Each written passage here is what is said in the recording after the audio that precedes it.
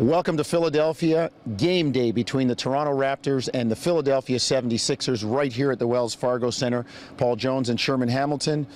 Couple of quick updates. Dwayne Casey back on his feet, back at practice. And he also said Jonas Valanciunas, calf issue and all, should be in the lineup tonight. But Sherm, the crowd, the horde, the gathering around Kyle Lowry, named All-Star starter last night right here in his hometown in Philadelphia. Yeah, and I've been saying the whole time, if Kyle doesn't get voted in or he doesn't make the All-Star team, that the system is broken.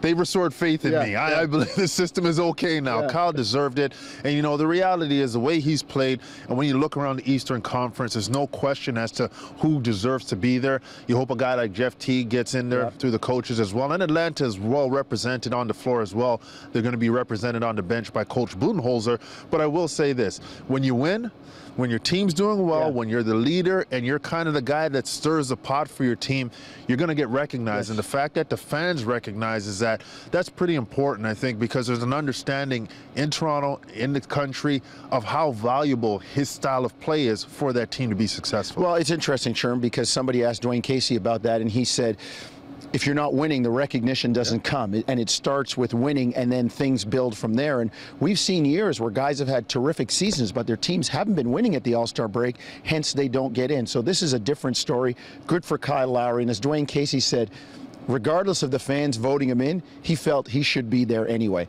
There is a game tonight, and we should focus on that amidst all the foofara around Kyle Lowry. The 76ers, Sherm, #1 in the NBA in forcing turnovers, and other than points in the paint, they score about 20% of their points from opponents' turnovers.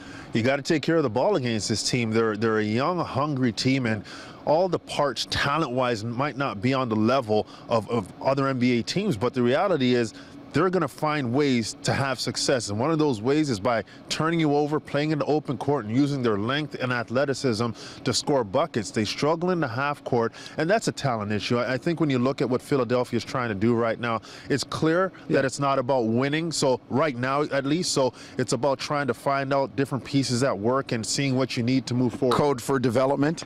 Yeah, there you go. But because that's happening, I think that the group on the floor have to find ways to be successful. And when you don't really have that half-court firepower, or you don't have the ability to get consistent stops in terms of rebounding the ball, you've got to figure out different ways to mix it up. And this team plays hard. And when they play hard, they're in passing lanes, they're creating deflections and turnovers. They're off to the races. You have to take care of the ball if you're the Raptors. Well, the Raptors will have to take care of the ball. And let's see if their defense can remain in tow as well. This could be the 4th consecutive game where they hold a team under 100 points. They've only lost 2 of those games all season, one of them being the last game against Memphis. So let's see what happens tonight, 7 o'clock Eastern on TSN2, and the same time on Sportsnet 590, The Fan.